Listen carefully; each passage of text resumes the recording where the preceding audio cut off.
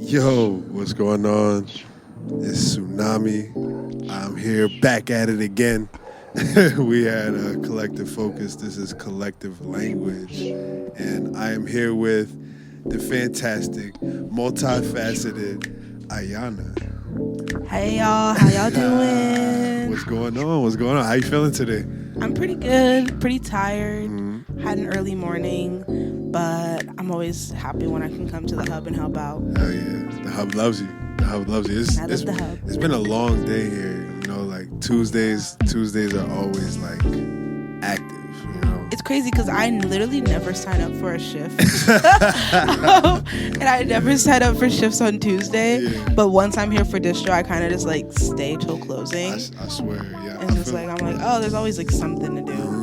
I feel like a lot of people are like that, you know. It's like once we come in, it's like, damn, you know, there's so much happening. You kind of almost feel drawn to stay. You know? Yeah, because like it feels bad because I'll be like, unless I have something to do, I'm not gonna be like, oh, I see y'all drowning in clothes, Right. and requests. Bye. Like, Right, that's crazy. I think like maybe 10 bags, like 10 garbage bags, those gallon bags full of clothes came in today. I swear. Yeah, no, I was like taking like just like notes of bags, and it was like already like, how much does this weigh? What's going on? I had been here for like 20 minutes. Right, it's crazy, but that's what we here for. So, I mean, I know your name, but if you want to reintroduce yourself, give us your pronouns and tell us where you're from. Yeah, I am Ayana Francois. Ooh, a little fancy. Ooh. A little French influence, or Haitian influence, as I should say. Pronouns are they, she, or really whatever you want to say. I won't correct you. And then we have, where am I from? Oh, I'm from Long Island. You're Born in Brooklyn, family from Haiti. Okay. What's up to my Haitians? But yeah. Okay, so where are you now? Are you in Brooklyn, Long Island, Staten Island? Yes, I'm in Brooklyn right now. Okay. I'm with my fellow Caribbeans in the wonderful neighborhood of Crown Heights. It's a really beautiful place. I'm really happy to be there, and it's really close to the hub and the community. Okay. So I'm really grateful for where I'm at right now. Okay. How did you land on the hub? What brought you here? I'm just curious. Yeah, so I am what the kids call chronically online. I cannot stay off my phone, and in like, I want to say the early part of like 2021, I was like scrolling on TikTok and like found mutual aid. I found out about mutual aid and I knew I wanted to get involved. And they were like, I tried kind of online because, again, chronically online. And then after like months of trying online, I was like, this is just not going to work. You can't help people in the way that they need to be helped, or in the way that I want to help people from behind a TV screen, behind your phone screen. Like, at some point, you can only theorize with groups of people so much. Right. So I knew I wanted to do some more hands-on actions. And at the time, I think this was like, I was still in college. So I think at the time it was like still remote. And so I was like in New York, but like taking classes and stuff and going back and forth between my school out of state and all that stuff. But I think I was like in New York for most of early 2021. And there was an organization in Long Island, and they also are kind of based in Brooklyn too, called Community Solidarity. Yes. And Okay. they give out like clothes, food, similar to us. So I was kind of like, an easy thing I can do is kind of like harass me and my family for their extra clothes, go take it over there. And then thought about like helping out with them. But they had like a lot of their volunteers were kind of like a little bit more like religious based and a little more like older. Do you feel like it was kind of like culty? No, I didn't think it was culty. I think it was just like, it's definitely like they're not. If for me as a young person, it felt like it wasn't like, and this is no shade to like any specific organization. But I feel like when it comes to like church based mutual aid programs, it's less of like we're gonna poll the community and like ask about people's things and like see what's going on. It's usually just like we give food, like that's it. We give food. I don't need your input. Cheryl's been here 10 years. She knows how to do it. Right. Stand in line, hand out this damn food. Right. Like, and I wanted it to feel more mutual, Right. in that we would all talking together and we were all doing things. And like I see that happening in those other orgs, but it felt harder for me as like a young person and as an artist to like insert myself into that. And so that's why I kind of came over to something like Collective Focus that seemed like very arts based and very kind of like Right. we're not really just like fixing material problems, but we're like trying to build a completely new structure. Wait, so you found Collective Focus online? On you said? TikTok, On yeah. TikTok. Oh my god. So I saw your guys' That's TikToks crazy. about the painting fridges. Yeah. They look Yeah. pretty. Yeah, And then yeah, I yeah. followed and like kind of like stalked you guys on Instagram for a while because I didn't live in Brooklyn at the time, so I was like, oh, Yeah. when's like a good time I can come? And then they posted about a film festival thing. Yes. That they were Oh trying my to do God. something like that, and it was like, do you want to teach class? I'm like, I do comedy and stuff like that. So I was like, oh, I could Ooh. teach a Oh, yeah. class. Save that. We're gonna get into that. Yeah. So I was like, oh, I could teach a class. I could do something Okay. with that. And so I came for that. It was like my first event here. Yeah. And then I just like, tried whenever I could to come Yeah, down. it's really beautiful, man. I feel like we've had so many different kinds of initiatives and like trying to activate this community because I feel like, especially like, I mean, Brooklyn generally, New York, obviously overall, but like there's such an artistic community and people need to express themselves, to feel like the most authentic version of yourself, you need to express, because like I think sometimes like we can get stifled. Life just stifles your growth and your talent, and it's just like you get put down so much. And I feel like this space is a place for people to grow, explore different mediums and talents that they might not have even known that they had. So I think this space is like very unique for that, and I think we try to highlight that a lot. And I think what I love about this place too is like everyone's idea of progress looks different.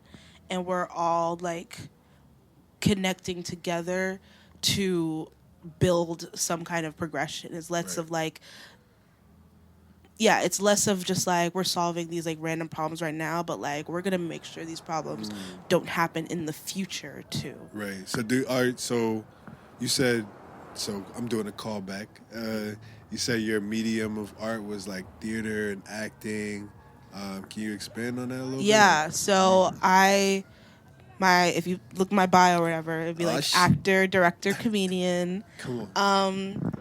And actor includes like musical theater. That's kind of what I started in.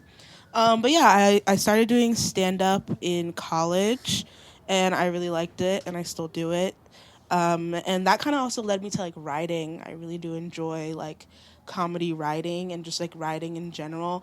It's so funny because people my entire life have been like, oh, like you're a great writer. I bet you're a good writer. I haven't written anything. Like there's really no reason for people to think that I'd be an amazing writer.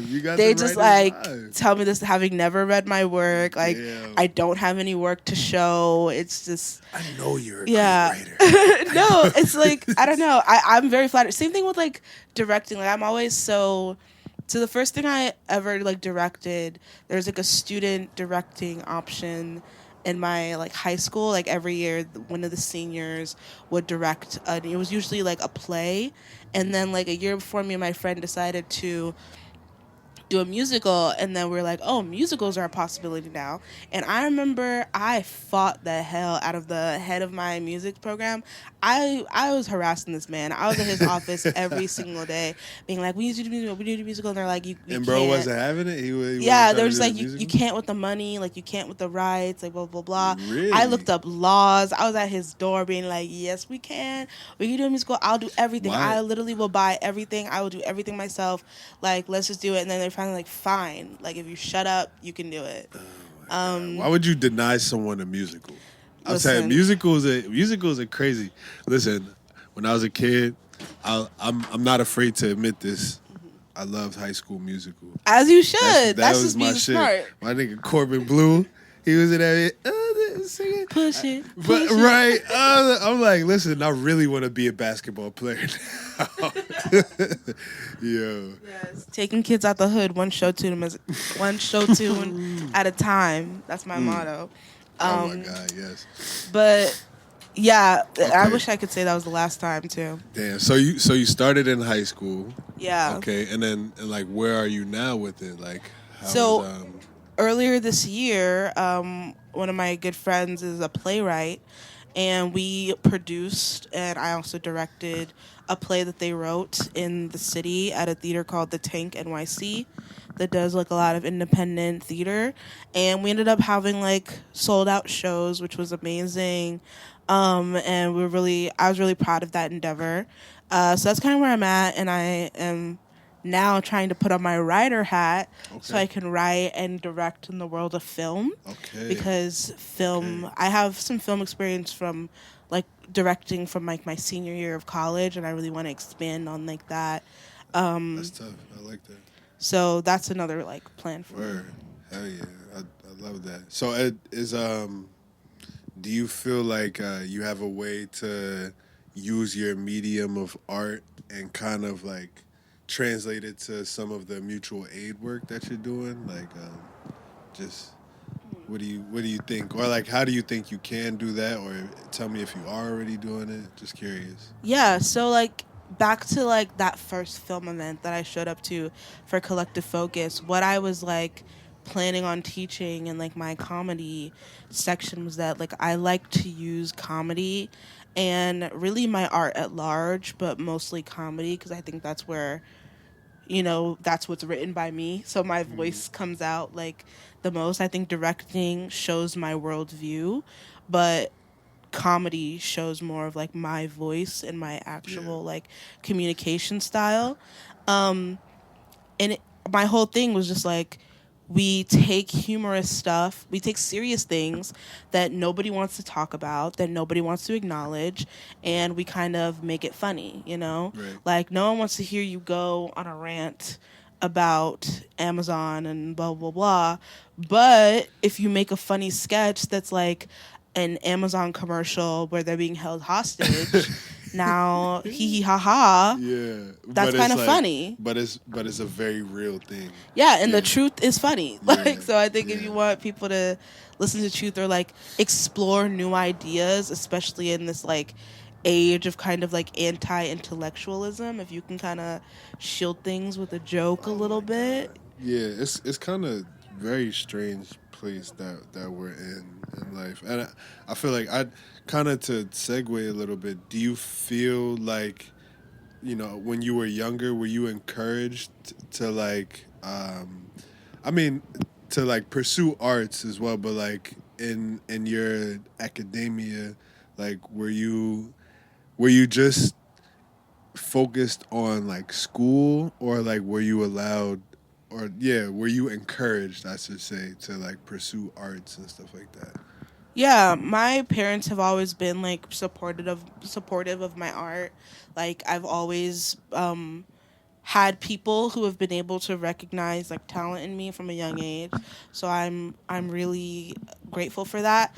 And I also just always had other interests. Like I kind of asked my parents too, because people are like, when you have like strict Caribbean parents, like they let you do art, what? Yeah, Like that type of vibe. And I was like, it's definitely like my parents would love for me to like have a STEM stable job and like yeah, things like that. And they even like will help me with that, but they know that arts are like, but like even I talked to my dad, like his main thing was like, we just know that we like didn't need to worry about word, you, like whether you decided to do art or not, that you were like gonna be fine. And I think it's because like I always had interests even outside of art. Like wow, I was like a mock trial kid too. I thought I was gonna go to law. I kind of did a little bit of, so people like were the like, UN model UN kind of yeah, thing. yeah. I was like president of my school's mock trial team and Come stuff, and on, like let's I kind talk of about did it. a little bit of a switch around too, because people were like, your parents let you study art, and I'm like, yes, but I also kind of lied because it's like with law, to be a lawyer, like you can go to law school no matter what your major is. You just have to get good grades. And so I was kind of like, I can go to school for theater and then like go to law school after. It wouldn't change anything. And they're like, yeah, sure.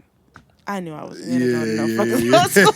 I knew I wasn't gonna go to law school. Yeah. But No, that's yeah. that's beautiful. Does so your community, like as you grew up, I know you say your parents supported it, but like how about the other people around you, like friends, people you went to school with?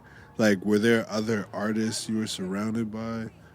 Yeah, I think like well, in terms of like my peers, it's funny like like not too long ago, maybe like a month or two ago, my cousin was helping me clean out like my room, like saw my whole yearbook, and then all the notes from like middle school, high school, and stuff.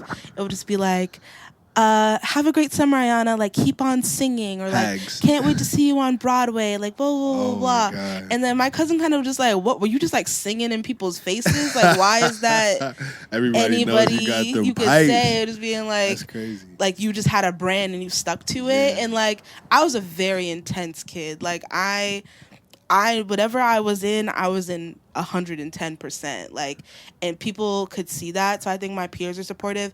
There's still people to this day, you know, like older people being like, but like, what's your real job? Like, for real. And even sometimes I'm like to myself being like, you know, if this doesn't work out, what's the plan B? I'm not gonna lie. For most arts, people see that. You know, it's like, all right, we know the beginning stages are like a struggle, so like you have to have a real thing. You know, like what's your real thing? And I do feel like, I mean, the culture around like entertainment and arts is really tough because like we do struggle. Like there's really some days like you don't eat. Like we just talked about like making sure you got the EBT, like so you could get like good quality food, you know. And I know that's something like that we promote here at Collective Focus, just like making sure people get good food, you know. And I don't know. I think there's like you get kind of a chip on your shoulder when you're a struggling artist, you know, when you're literally hungry for your own success. You know, it's like a very challenging thing. But I mean, with that being said, do you feel like there are? I mean, I don't know how do you see it exist, like as far as like balancing health and like also making sure that you have space to like create, you know, and you know, from a good space, you know, a healthy space. I think mutual aid is honestly like how I balance my health. Like I say it all the time. Like the hub is my happy place and my happy space, and if like not even because it's like always zen and always fine and like I'm super duper duper comfortable here, We which know this shit not always. yeah, it's not always sunny side, but the hub to me kind of just like represents hope. Yeah. Like if I'm literally like, you know, the headlines, I'm like, we're gonna die, like capitalism's gonna consume my whole life, I can't take it anymore, and I come to home and I'm like, oh no, we're good. Yeah. There's people working on it, we're gonna get it, we're gonna fix this, it'll be Hell fine. yeah. So that's why it's my happy place. But I always think of like Viola Davis has an interview where she's like, her number one advice to actors is like, you just have to have like a life outside of your art, outside of what you do. And I think a lot about like what is like enough for me in my life, and like my art is like obviously something that I love to do, but I'm also like, if nothing else, like I want to leave the world a better place. I want to help people. I want to build something. Like the hub and mutual aid and building these like community networks. Like this is the retirement plan. Right. This is the community plan. This is the life plan. Like this is it. This is the job. This is the work. Yeah.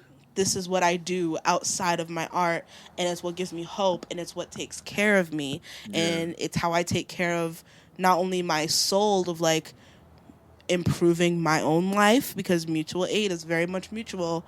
I'm improving my life, trying to improve your life, and we're in this together. So I honestly think that's how I take care of it. And like Right. outside of my artistic dreams, this is my dream. Word. Do you feel like in comparison between like your community growing up and like the community that you're building here now, like would you say access to like fresh produce and things like this, like a studio, sliding scale studio time, free clothes, all that, would you say it's like really like juxtaposing, or like do you think it's similar, or like Yeah, I think like so. For context, I grew up in like the Seventh Day Adventist church, and I even though I don't really like practice really anymore, what I can appreciate about churches of really any denomination is how they function as like community centers. Like, don't get me wrong, they have their bad parts, but like even something as simple as like a potluck after service, like that gets people fed. Yeah. Soup kitchens, regardless of their politics, that gets people fed. Like there's dietary restrictions of like no pork, no shellfish, and No shellfish? No shellfish. It's crazy. Wow. It's I'm like- allergic, and I know that's yeah, crazy. yeah, it's something like Yeah. fish with scales or whatever. I wasn't that good of Wow. a student, but so That's they crazy. have like those restrictions, and so And that was like a That's big part their- of your home makeup as well. Like, for a couple, I think for like 5 years of my life, I followed that. Well, I always ate shellfish. I'm sorry. Yeah. I couldn't give up shrimp. I'm Yeah. black at heart. I can't Right. can't take my seafood. But I didn't eat pork for like a good 5 years, until I tried bacon and was like, this is kind of slaps. Hey, make it slap. Well, Yeah. So do you feel like was it more out of just like the practice of the religion, or was there like a health aspect in it? Like, oh, this is good for your body if you don't eat this, or it was like God is gonna condemn you if you don't Yeah. eat this. For kind of thing, me, I was also like a kid when I did this. So for me, it was always like, oh, this is just like a rule.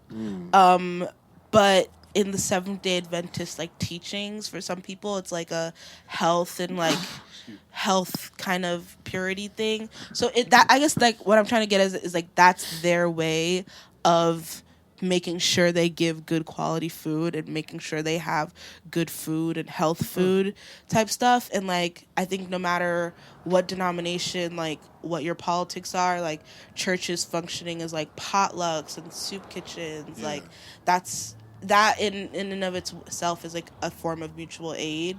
So we're okay, huh?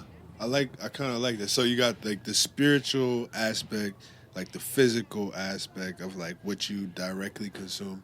But were there any other type of like wellness activities like promoted, like fucking therapy for like mental health or emotional well-being, like? Yeah, well, a lot of these churches, it's like lean on your pastor, lean on God for mental health, which if it works for you, I won't yuck your yum. Yeah. I think some people do need other help than that. So in and of a way, kind of like lay your burdens down on God. I guess I see prayer as a form of meditation. Yeah, absolutely. So if that's your form of meditation, I think that's great. So there's like wellness prayer retreats. I was part of this like kind of like religious Girl Scouts thing too, where we had to go camping once a year. Oh shit! So and like learn camping skills. Yeah. So I think like I'm gonna be honest, my camping trips didn't feel like a communion with nature. It kind of just felt like a summer hangout. Yeah. But camping very well could be a communion with nature. Yeah. And just like learning those skills and how to connect with nature, I think is great, regardless of your religion. That's a good perspective. And even like, so I sing now. I didn't attend a French-speaking church grow up, but I still sing at French-speaking churches and things like that. And I've seen actual churches that like will have programs where they will like teach their congregation English. And I'm like, that's a really cool skill, especially because, people come from other countries and all they know is God got them. Right. They show up to church and they can get all these skills, Which I think is great. Like that's a form of mutual aid. Whether Yeah. I agree with their other teachings, like if you're getting people met, like I always think of the quote. I don't know who this quote is from. I think maybe Parenti. I don't know. Don't quote me on that. But it's just like I'm for the revolution that gets people fed, and you know, Wow. all the other stuff is just theories if people's needs aren't getting met. Like No, it's regardless true. of how it happens, it's happening. So Right. Damn, that's beautiful. I guess to kind of parallel like the health thing, I know you were talking about before how you were like chronically on your phone and stuff. But like what do you feel like is like the biggest kind of like media that you're consuming? And how do you feel like that affects your day to day? So I was actually around a lot of early TikTok adopters. Like I remember like 2019, everyone around me was on TikTok doing the little dances and I was like, y'all are so lame. This is so corny. It was all about dances at Yeah. first. That's I was like, crazy. this is so lame. This is so corny. And like I didn't realize that TikTok like personalized it because when I joined, like all my stuff was like gay content, and I was like, I don't see the dances, but I wasn't there for the dances, so I was like, oh, I'll stay. Yeah, And then yeah. like it kept showing me stuff that I actually liked, and I was like, okay, like now I'm into it. And you know, I stand by what I said. The side of TikTok that I was exposed to before I joined TikTok was corny. It was. But the side I'm on now, and like even like I cherish my TikTok friends so much. So honestly, you feel like your TikTok, your For You page is more like revolutionary, queer, like yeah, and honestly, I tailor it based off of like my weekly things. Like if one day like the weight of the world and like politics and stuff is getting too heavy, like I'm hitting not interested and I'm watching only comedy videos. Like I really feel like I've made peace with the algorithm and have gotten it to work for me and wherever I'm at that day. if you saw my For You, it's full of memes, like dumbass memes, Yeah. and like dumb long form like food videos or like oddly satisfying shit. I just be sitting there like, yo, this is crazy. No, so in 2021 I went through like a huge like gardening phase. Like I was convinced that we were gonna start like food forests everywhere. I was like, I am so into gardening. You're not so I wrong, followed shit. all these like middle-aged black gardeners that are just like, hi, here's Linda and I'm showing you my cabbages this year. Just in awe. I would be all up in their comments, like me and 6 other people. The video got maybe 30 views and I'm like, hey Linda, like the tomatoes are looking so good this year. Very proud of you, girl. And they would comment back on my stuff. Like I'd post like a silly dancing video and they'd be like, oh, have a blessed day, sweetheart. I'm like, oh my God, thank you so the TikTok much. community, like, yo. And to this day I'll be going scroll through my followers and I forget like all the different phases I had and I'm like, Linda's doing so well. So you have like a positive interaction with like the things that you're consuming online and like just like that community that you're building on that platform. Yeah, even like there are people that we've switched over to like because like there's that whole TikTok scare when things are gonna like shut down. So we switched over to Instagram, and I feel like Instagram was like second level of like online friendship. Yeah. I've like been invited to be on people's podcasts that I follow. Like I take book recommendations. Like I really do feel at home there. I think the key to being online, definitely like protect your mental, your peace. If something makes you feel some type of way, I'd say step away from it and then maybe like journal about why it made you feel some type of way. You gotta scroll fast too, because if you spend more than like 10 seconds or something, they're gonna that keep non-interested recommending. button, that one hits. Not liking things, hitting that non-interested. Keep that block button active, people. Keep it active. Keep You heard it here on. first. Keep that shit like you have to protect your mind. Yeah. Keep that block button on you. Word. Nah, I hear that. What do you like consume any other type of media? Like obviously, I'm sure you watch TV and movies. Like what's your go-to movie or TV genre? Comedy? Okay, I have 3 comfort movies. Okay. All wildly different. Okay. One is Silver Linings Playbook with Bradley Cooper and Jennifer Lawrence. Love that movie. I don't know. I love mental illness stories because I think they're like sometimes you just gotta like let it out. We gotta be real. Like, you know. Anger Management with Oh my Adam God. Sandler, Great movie. Jack Thank you. Yeah. Okay, Great thank you. movie. I have received so much backlash That's when I say that that's one of my favorite movies, but it No, it's is. phenomenal. And my other come from is White Chicks. 'Cause, like, how can you not? It's just like it's just perfect. Yeah, that's a great one. Nah, I love that. I do feel like I lean on like TV and movies to. I don't want to say like I escape, but I I do. definitely I definitely use it to be like, all right, this is not related to anything that I'm doing in my life right now, so this is gonna comfort me, you know. And I don't think there's anything wrong with that. You know, I think as long as you maintain a healthy balance with it, because I know like the music, television, movies, social media, all of that we consume can like really drive someone's like social scene, how they're interacting with the world in front of them. Like that's not on the screen, you know. And I do feel like we're at a very specific point in time where like media is the most influential. And I mean it's always been just in different forms, but now it's like in such a like a Megatron form that like it is dominating how we live our lives, you know. Even right now, you know, like we're making this podcast, like, you know, it's for people to like engage with, you know. So I don't know, it's just very interesting. I just wanted to, you know, see where you were at with it. All right. So we're getting to the end of our time here. I have this question I ask everybody. This is the $1,000,000 question. All right. I'm ready. So my question is, can you create better as a starving artist or a pampered artist?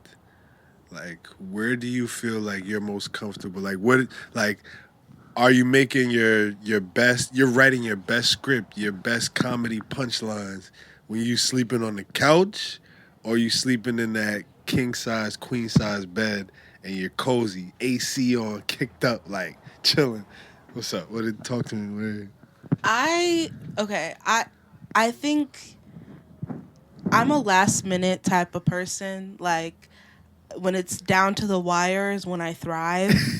But I feel like even now, like when I'm like on my writing journey, like I've started trying to write and like get these meetings together, but like I couldn't even get a writer's meeting because I was worried about finding a job. I was at work. I was looking for things. So I think, yeah, sometimes it really does help to be pampered. But however, I think you can be pampered and not lose touch with like reality and with your community. Wow. But I will say when you're I love that. pampered, I love that. it's so much easier to shelter yourself off, to enclose yourself off, because right, you have the money to not be around people. But when you're poor, you need people in Right. order to survive. Like there's just no way around it. So in that way, I'll say like a starving artist might have more inspiration, but like no one deserves to starve. Like Yeah. just be a pampered person and don't lose touch of your community. Yeah. And honestly, it probably gives you more time to be intentional about your inspiration, Wow. to be intentional about your craft, and to get enough sleep to have your brain work right. Yeah, I know. God knows I need more sleep. No, that definitely it kind of also kind of leads me to the next question is just like, do you feel like you can create, you know, more informatively or more inspiring pieces of work with a low budget or a high budget? Like, do you think like more creativity comes from like making things work or like having that budget that you could be like, all right, I need this, and I know this, you know, we'll get this from this. Okay, this might seem like a flip flop based on my last answer. I think That I lean more towards saying a low budget is a little bit more creative. Okay. Only because, like, sometimes I'll have an idea and I'll be like, we're gonna do it just like this movie, like that's shot for shot, like blah blah blah, and then I would have thrown all this money into it, and then by the time I'm like actually planning it out, I'm like, oh, I didn't like need half of these things, and actually this wasn't the best idea. As opposed to when you don't have the budget, you really have to think about it, like long and hard, to be like, this is absolutely non-negotiable. I absolutely need this, and while you're in the process of like making that happen, you have like so many opportunities to be like, is this really the best option?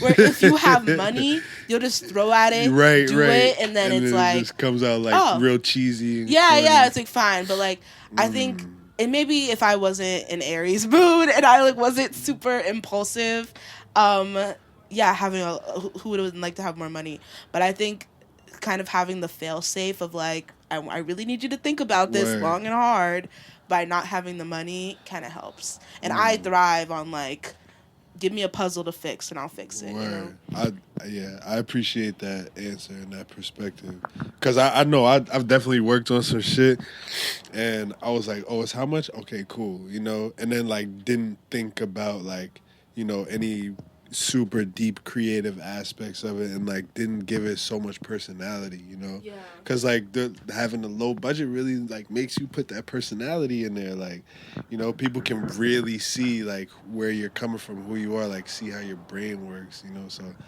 I appreciate the that easiest and like low stakes like random projects I've ever done were like, someone else is financing it, great, throw it in there, whatever you want, baby girl, just write it on a piece of paper and it is yours. But like, that doesn't say anything about me as a director. I was just like, do you want it? Get it. We have the money. Like, you know. Do you have any closing remarks? Like anybody you want to shout out? Anything you want to kind of plug in? Any future things you got going on you want to share? Yeah, I don't know when this will be airing, but follow me on Instagram at Ayana Francois, AYANAFRANCOIS. And I'll post about anything fun that I do. And yeah, come to Collective Focus. Join your local mutual aid. Be nice within reason to people that deserve it. I don't know. Yeah. Look, be a good. Try your best to be a good person. Period. Well, thank you for talking with me. I'm glad I got to know a little bit more about you. Thank you. Yeah, the 7th day of Adventist is crazy. All right. Formed. Till next time, we'll see y'all. This is Collective Language. Peace.